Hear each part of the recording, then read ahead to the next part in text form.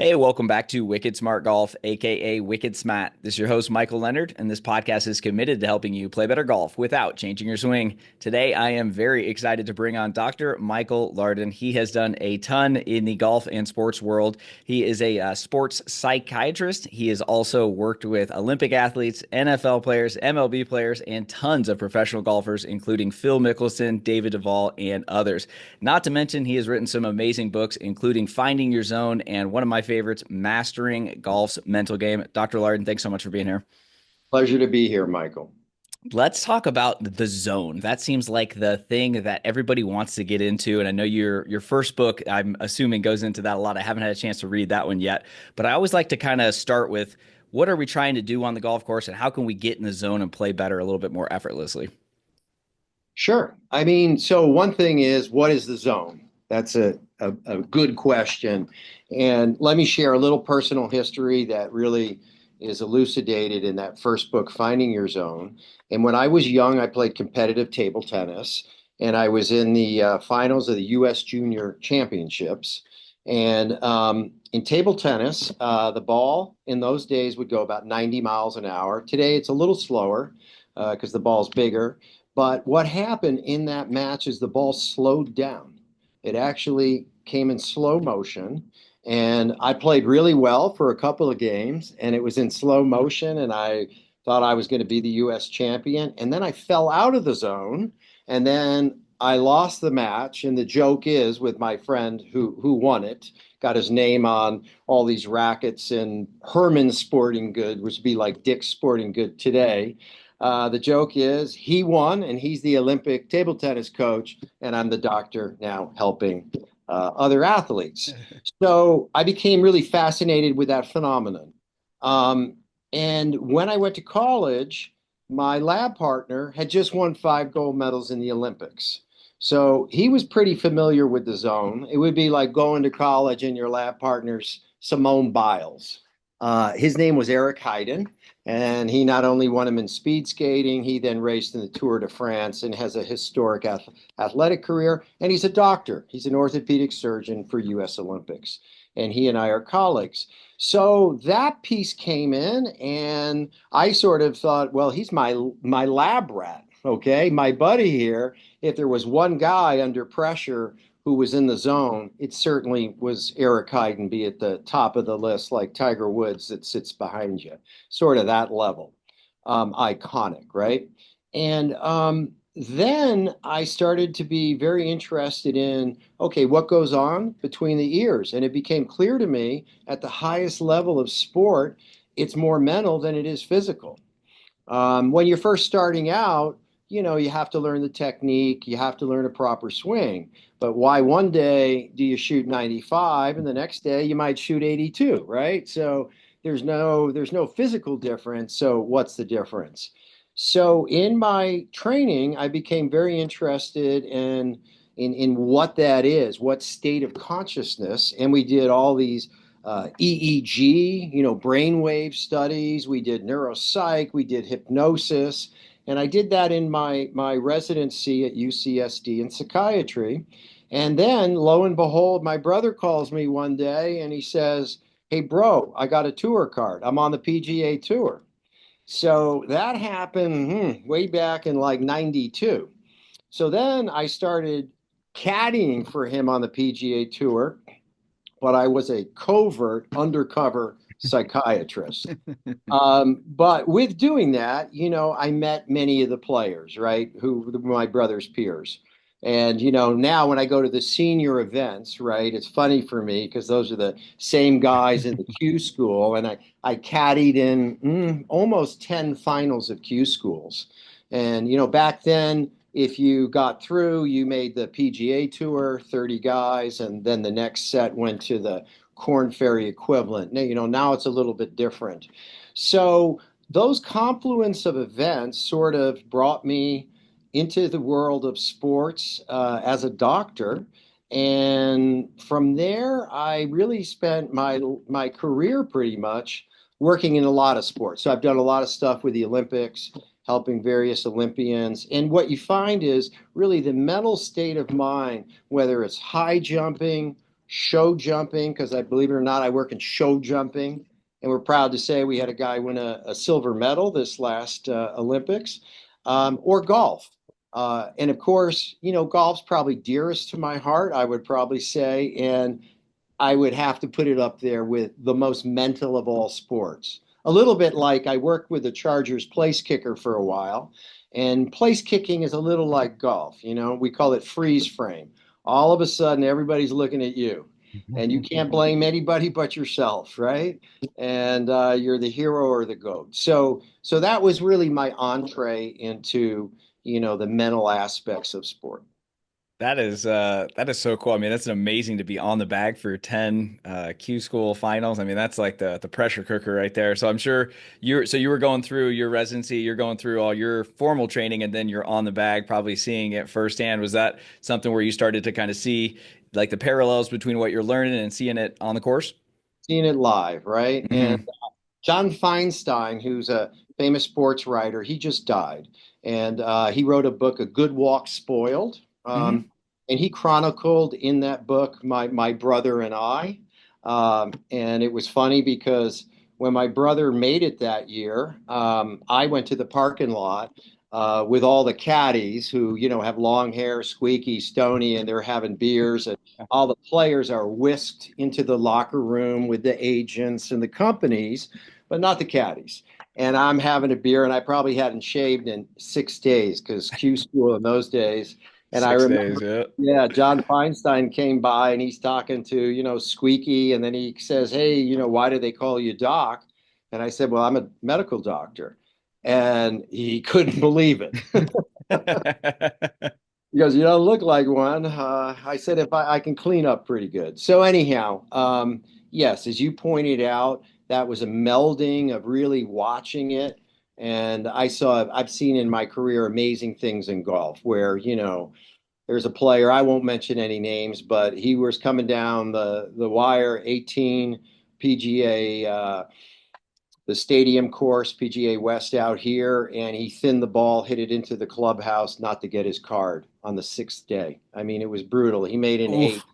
and there he was, crying with his family. So Mm.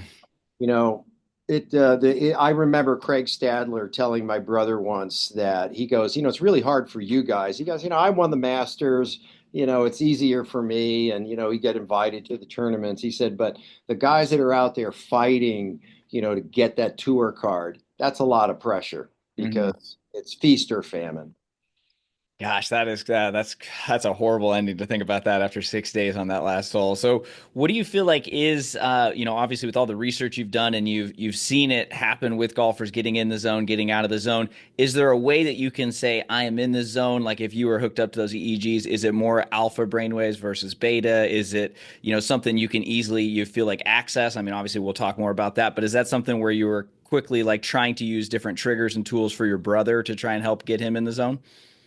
Well, um, I always say I wish I knew then what I know now.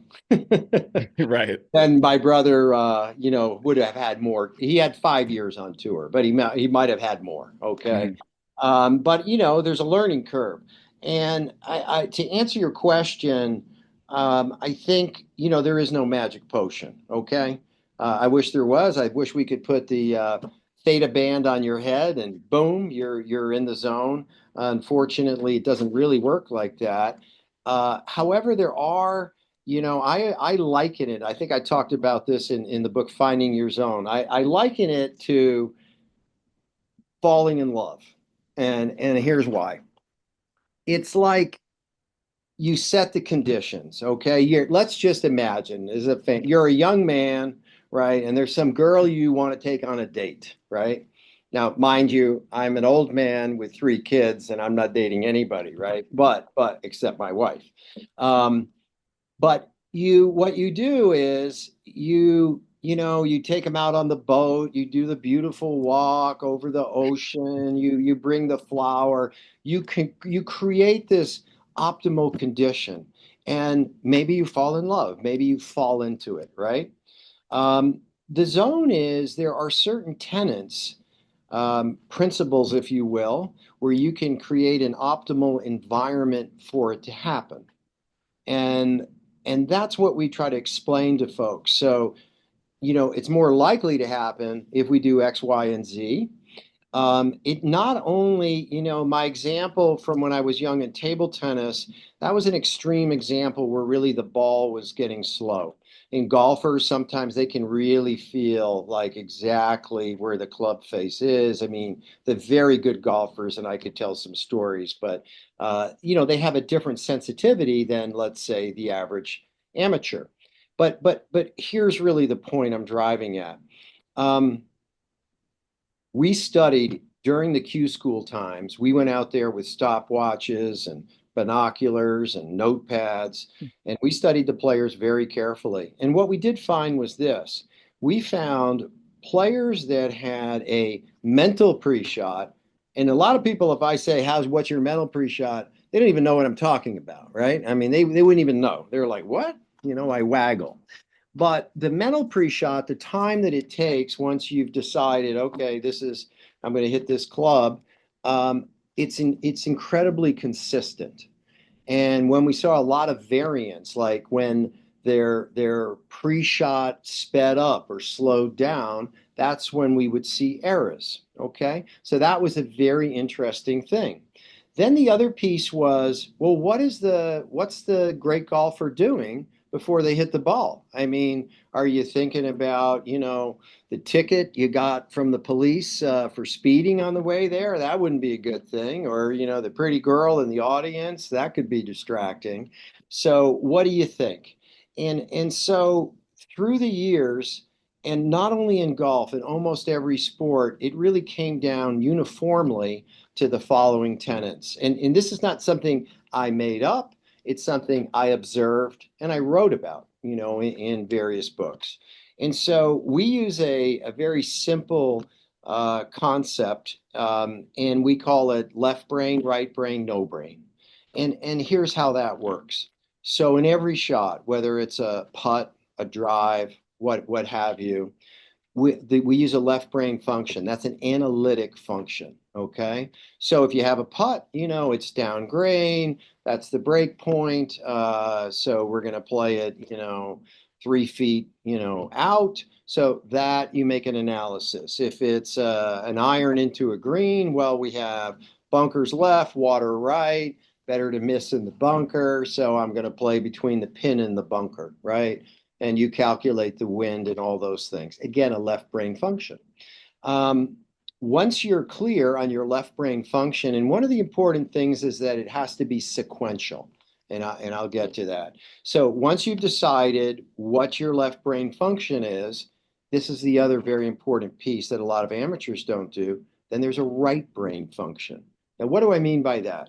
Well, right brain, we talk about the right brain as being the creative piece, okay? And I can remember once, like, I was with Rich Beam. We were in Washington, D.C. at Avalon was the tournament a lot of years ago. And Beamer was in contention, and there was this incredibly difficult shot where he had to hit it between the trees and cut it. It had to hit a punch shot like 180 yards, where I'd be afraid it'd be a boomerang and hit me. And he took his time, and the caddy, great guy, Billy Heim, and they were looking at the shot, and Beamer hits this amazing shot, and he hits it to the fringe. Everybody goes crazy. Okay. Now, 2 shots later, and we could have been on 17 or something, he has a generic and super shot. Now we have a generic 9 iron, okay, like 150 yards. For a guy like Rich Beam, that's, that's a tap in, right? It's not a big deal. But interestingly enough, he didn't really go through the creative function. They got the number, they got the yardage. He stepped in, hit it a groove low on the club, hit hard, went over the back, all right, which wasn't a good place. So the piece is when we talk about the right brain, we're talking about it can either be visual, Jason Day, okay? He's seeing the trajectory.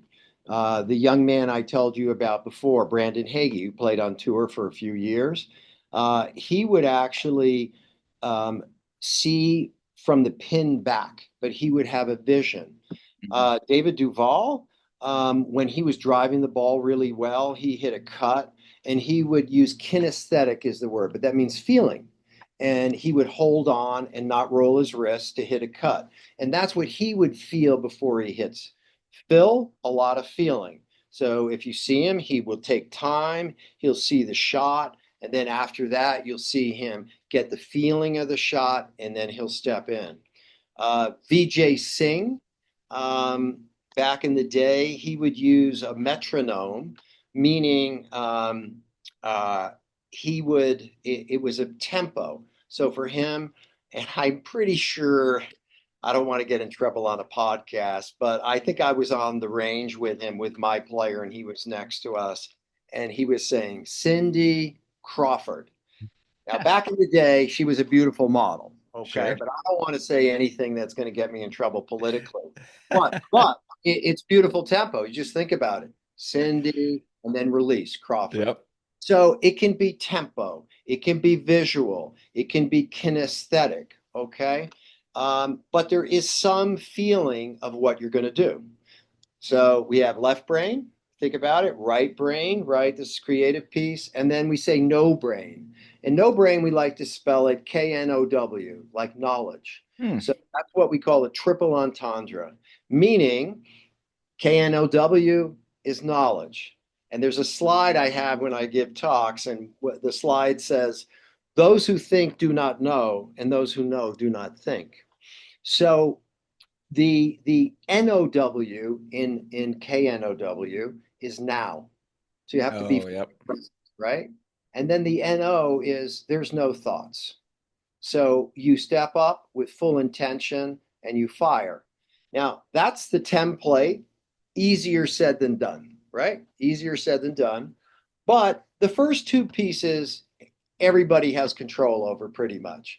But if you're over the ball and there's water left and you're trying to get your tour card, uh, and you're human, you could easily think, oh man, I don't want to hit it in the water.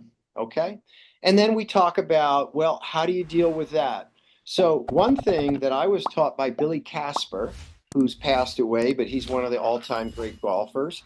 And he was a member of San Diego Country Club, like I was, and I got to know him a little bit. He would say, I'd ask him, did you get nervous, Billy? And he'd say, sure, all the time. And I go, well, what did you think of? And he said, just finish high. Hmm. And if you're a very good golfer, finish high doesn't utilize any of what I say your RAM. You don't really have to think about that, right? Hmm. Finish. It's not like I'm going to lay it off at the top or I'm going to come from underneath. There's no real technical. Finish high is what good golfers do. So the utility of the thought, it's a placeholder for your mind. So if you think about that, you're not thinking about the water anymore, right? You're not thinking about, oh, I need a birdie, I made a bogey. So it's like a mental discipline. And then we call this mental hygiene.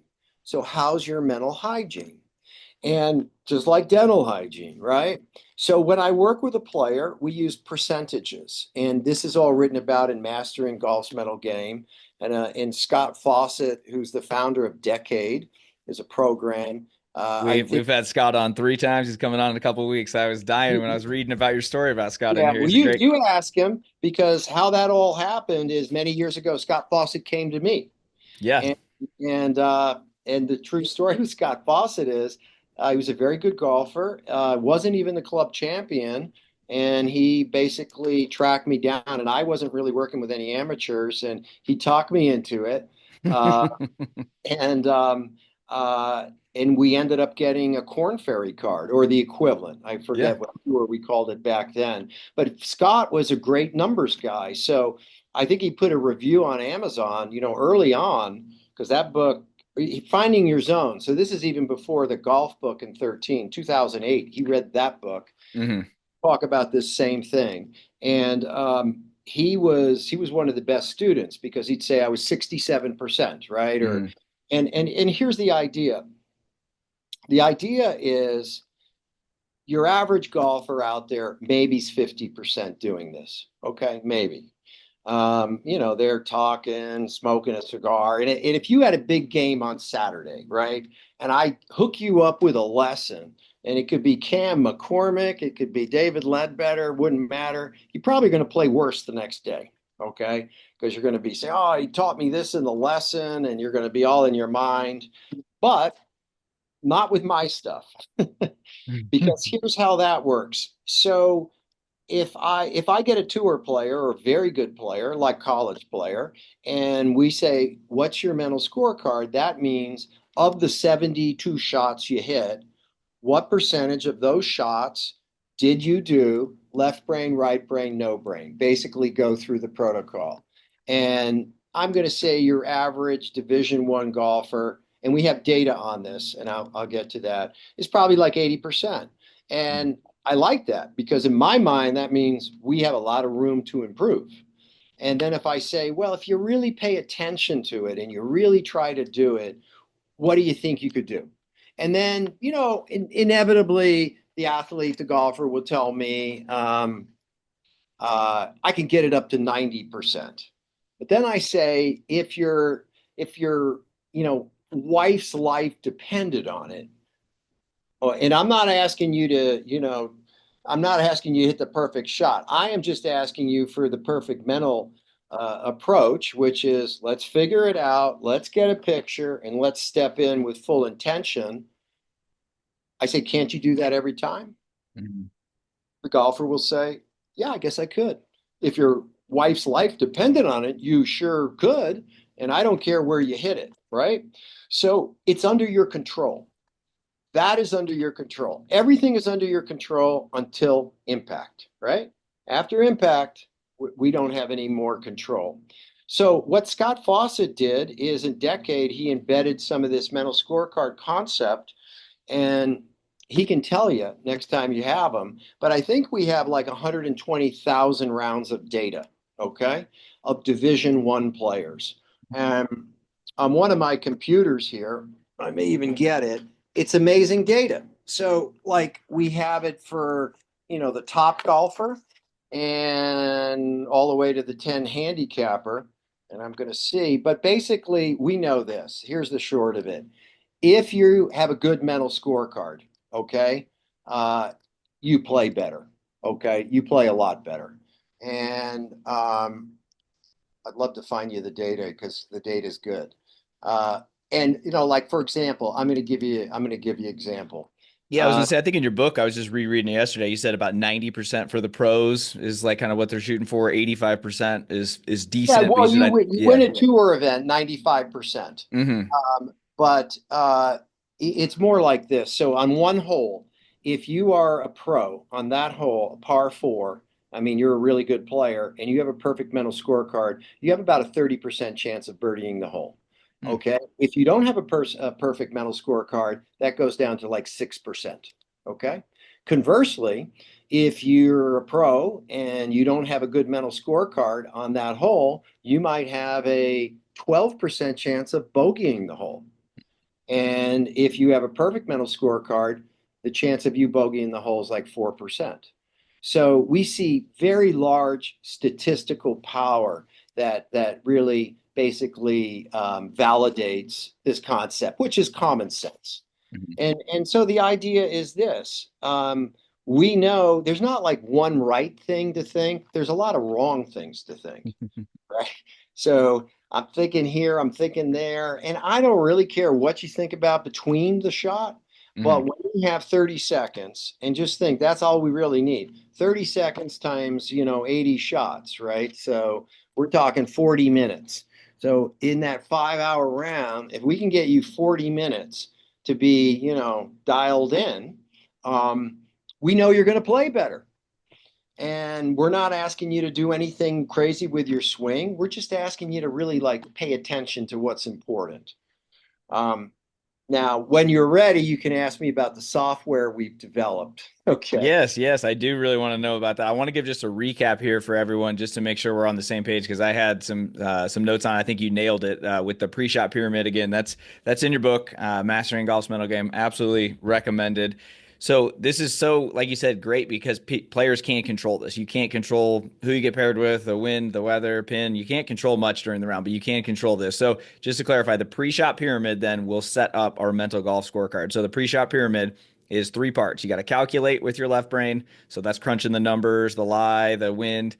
Then we got to create with our right brain. So that way we're doing our rehearsal swings, we're getting intentional, we're visualizing the shot. And then we execute with our knowing brain, as you said. And then we try and do that as much as we can. And if you do all three of those, then you get one for the Right. So the hole. player will say to me, I'll say, how'd you play? And they'll say 98% or Mm-hmm. not 89%.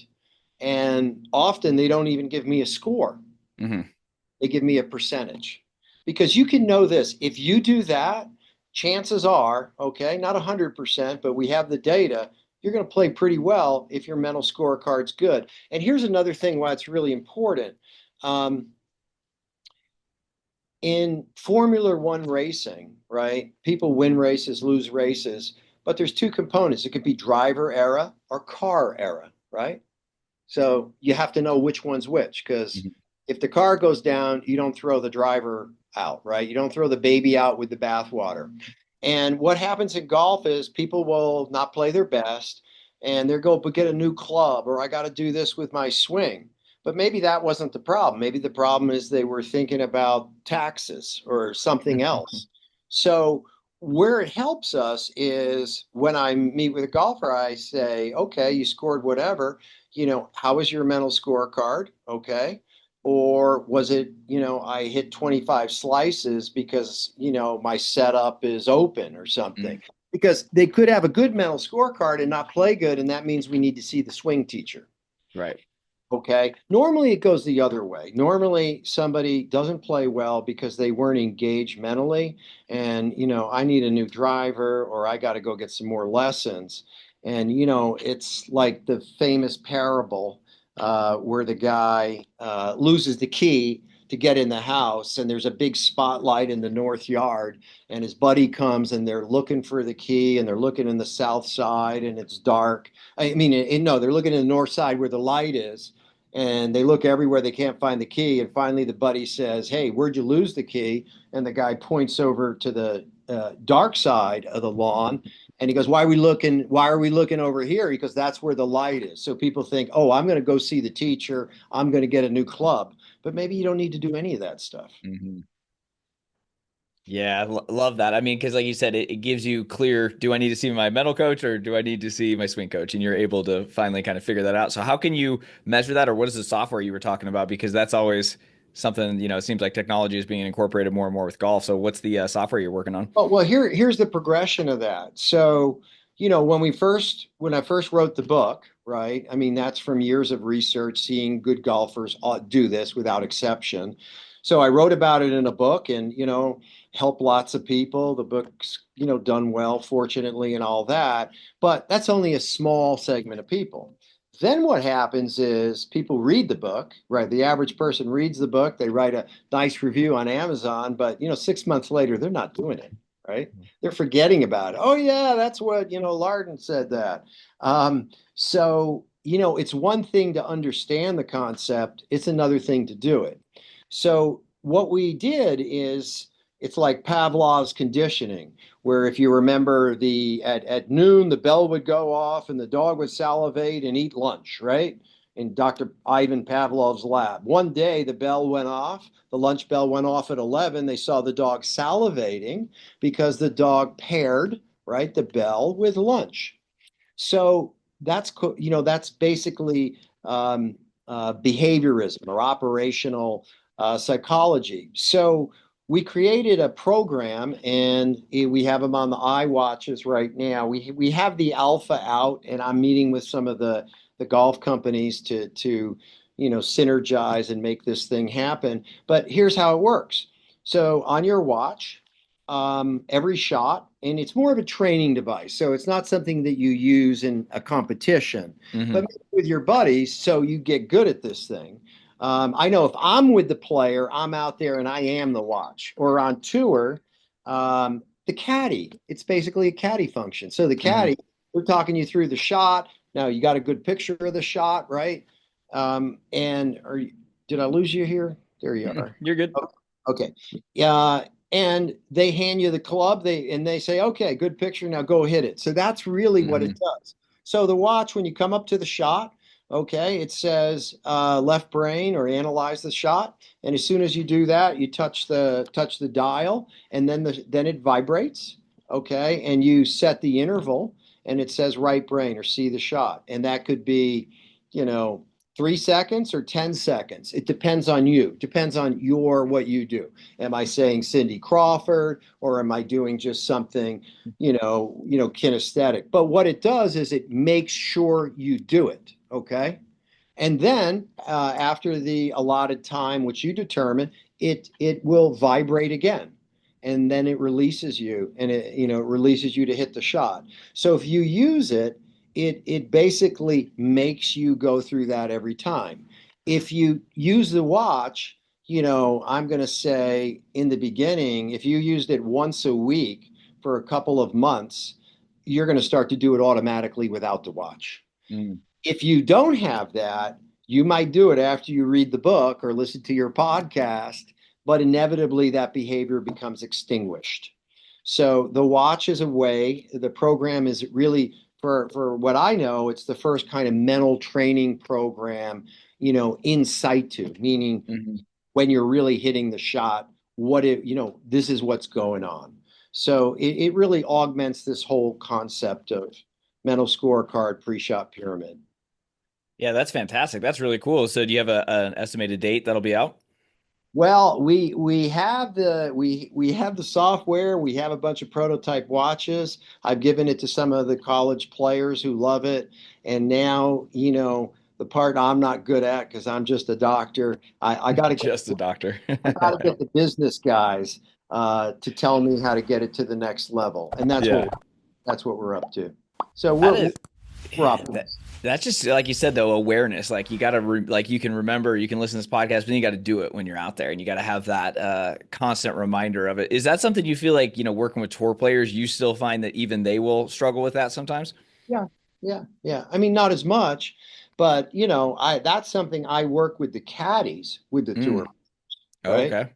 Okay, so one of the things is we say, caddy, you do not hand him the club till he's cooled down from the last shot, and we have the Mm. next shot in front, right? So, on tour, we have the luxury of basically having a mini shrink out there, which is really the good caddies are like that. Yeah. Having a good caddy on tour, it's a big deal.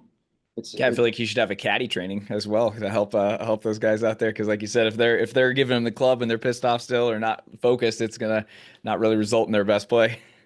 Yeah, well, I could tell you this. I found the data from Scott Fawcett. Every time I work with a player, we make sure the caddy gets this down. So, Mm. so I could give you the exact data. Um, well, so here it is. If you have a perfect scorecard, if you have a 91%, then a tour player, his chance of making a double bogey on that hole 0.3, right?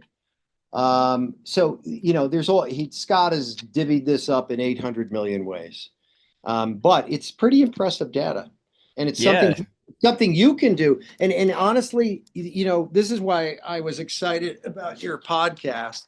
And I'm really too busy to do social media, but uh, it's really helpful for the amateur. I mean, the tour guys, have caddies. They have professionals like me. But your average guy that goes out and plays with his buddies on Saturday, as I started, they don't even know what a mental pre-shot is. And they will really reap the benefit. If they Mhm. could go from, 30% to 60%, they're going to have a much better round. Yeah, it's if they listen to Wicked Smart Golf, hopefully they have a clue because I talk about it relentlessly as well. Because it is just one of those things I always have found so much success in. And when I was rereading your book yesterday, I was dying because like I said, I highlighted like the whole thing. This was 2018, and I had a thing that I had highlighted Scott Fawcett's section. I was like, I need to meet this guy, and we've been working together now for a couple of years. So kind of funny how it all worked out, and to see him go, I think from a four to a plus four to a plus 6.5, which is wild. And I've seen it inside the Decade portal a lot. I know a lot of students and listeners have it. So it's something like you said, you can control and you can measure. So we got the scorecard, we got the pre-shot pyramid. What just some other like kind of questions that come up as someone that's obviously an expert in the field.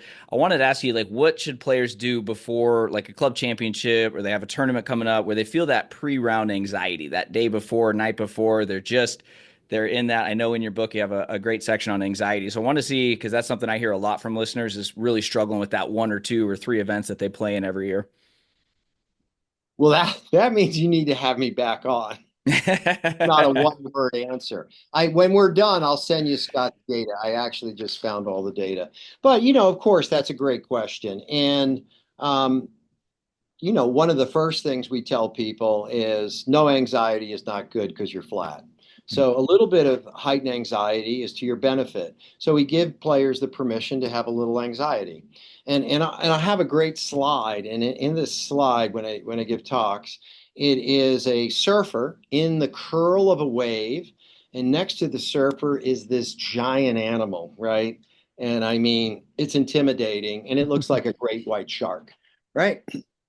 And then the next slide says fear, right? Because most of us, if we're surfing and we're in the wave and there's a, 14-foot fish with teeth, we're going to get worried, okay? But the next slide shows that, and there's a circle with an arrow that shows that, and I might have it a little wrong, but this giant shark is in fact not a shark, it's a giant porpoise. And then the next slide says anxiety. So one is to differentiate fear from anxiety. So in evolutionary biology, right, in evolution, biology, when we're in danger, we have a panic attack, right? A fear response. We got to get out of there. We're going to get killed, the saber-toothed tiger. Um, what happens is in the evolution of human beings, that differentiation between being a little anxious and fear is blurred. And people will have a real fear response teeing off a golf ball. Mhm. So we'll say, well, what's the worst thing can happen to you? Well, the worst thing has happened is you make an X, or in tour, you don't make the cut and you go home. So right away, we go to what the exposure is. Okay. Now, once I worked with a race car driver and he told me he hit a wall 220 miles an hour, that was a whole different ball game. Sure. Okay. So that's a different conversation. But one is I don't have to be afraid of anything. My wife loves me. I still have a job. Mhm. Okay. And then I say it's okay to be a little anxious. In fact, Doc Lardon says it might even help me, and it does. It gets us more hyper focused. So you give them some of that. Um, we also teach autonomic training, right? So autonomic arousal. Fancy word means your heart's going too fast, your pulse is too fast, your mind's spinning. Well, the way biology works is that when we take a yogic breath, okay, and that's a belly breath. So when you breathe, your diaphragm pulls down and you create negative pressure in your lungs and you suck air in. So actually, when you breathe, your belly goes out. And then when you exhale, a real breath, your belly goes in. And when you do that, you engage what's the vagus nerve in your body. And that's the relaxation response. So if you can learn to take yogic breaths, or we can call them clearing breaths, and I write about it in the books, you will slow your heart rate down, you'll decrease your blood pressure, and you'll start to relax a little bit. So that's something. Um, it's everything, so there's many little tidbits. Jack Nicklaus, it's interesting. I'll see guys getting ready to tee off and they're fervently chipping or they're using the TrackMan and they're like, Jack Nicklaus used to do this. He used to go to the putting green. He would putt a little and then he would go relax until it was time to go. And they once interviewed him and he said, they go, well, why aren't you putting to the ears hanging out? He says, well, no, I putted, I warmed up, I'm good, I'm ready. So really matter of fact. And I can remember one year I was at Augusta, and it's the year Phil won. First year he won, and before the tee off, I don't know, it might have been the first day, they couldn't find him.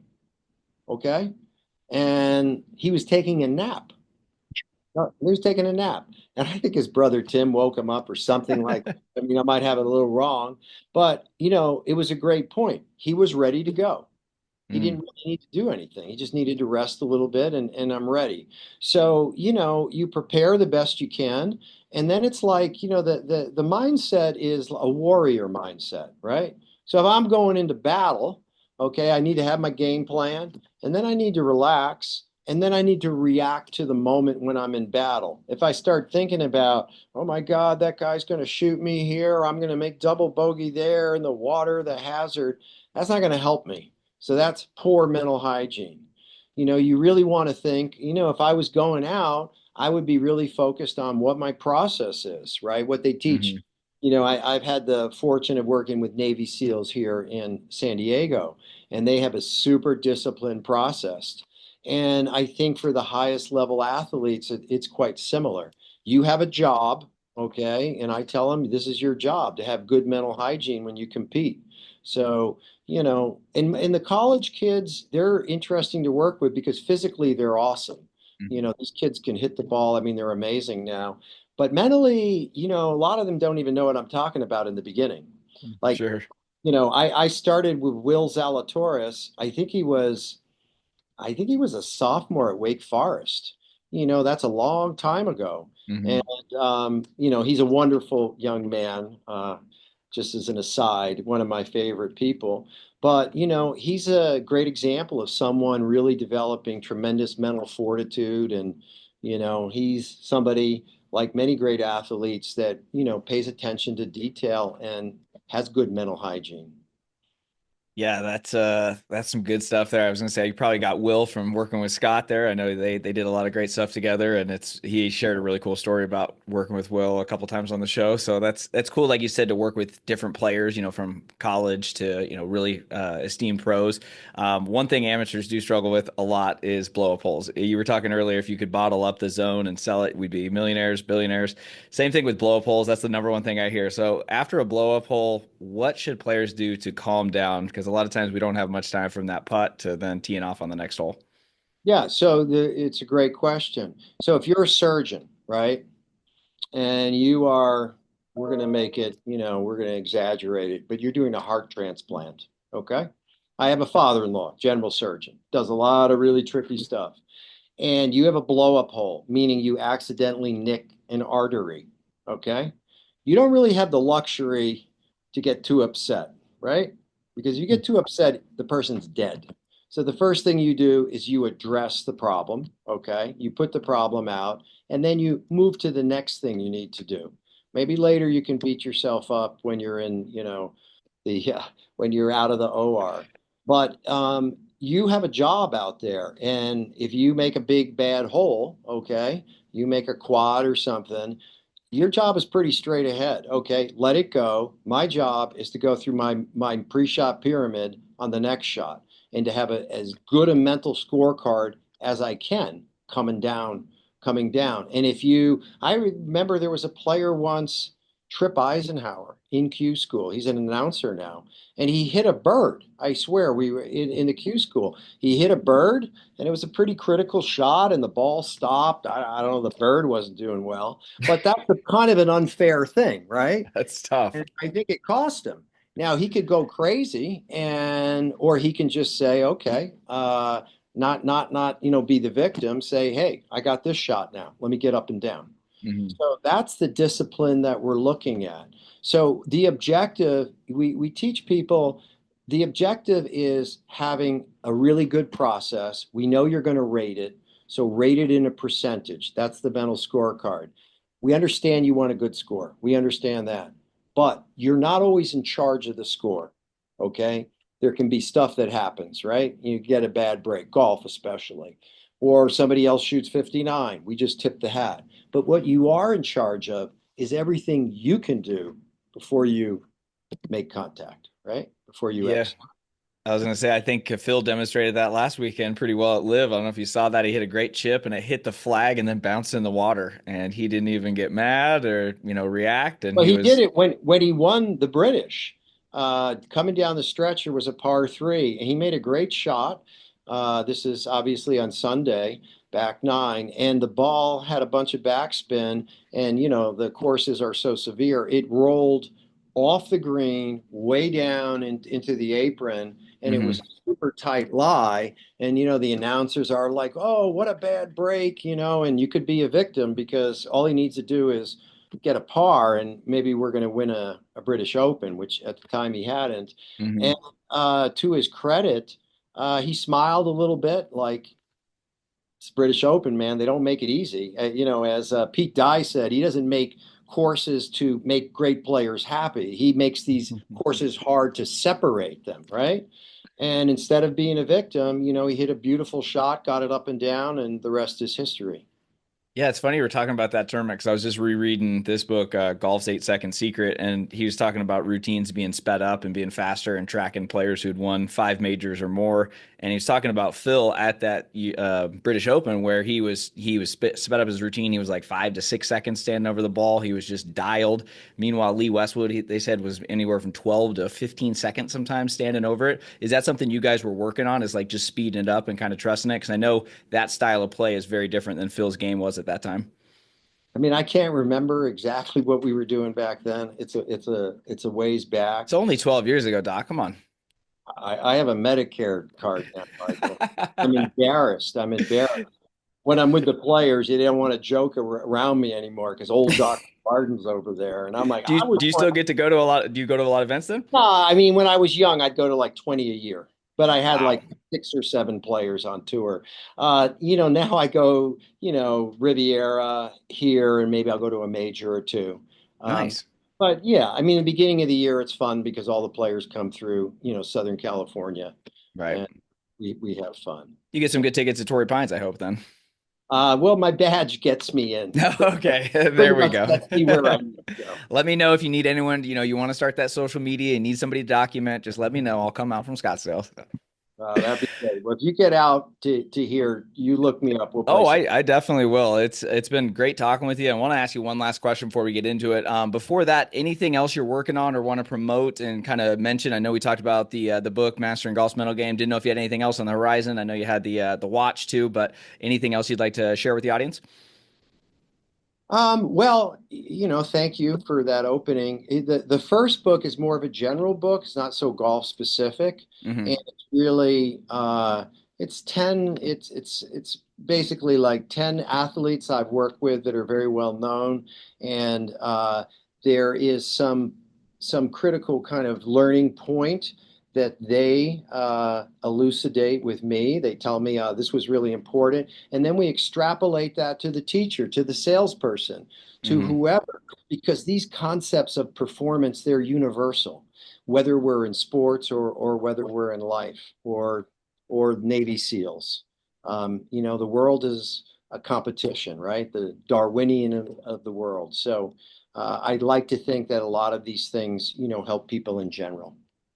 Yeah, I had a guest on last year, and she's like, "You only got one mind, so if you want to be good on the course, you got to be good off the course." So we'll definitely link to both books down below, and keep me posted on that new watch. That sounds really cool. So I know you've had Olympic athletes, MLB, NBA. I mean, pretty much every sport. Obviously, Phil, some legends of the game. So if you had to boil down all your years of experience for the average golfer, let's say 10 to 14 handicap, what is the one thing that they can do to perform better under pressure? I think to understand that their job isn't a number. Their job is to have a good process when they execute each shot.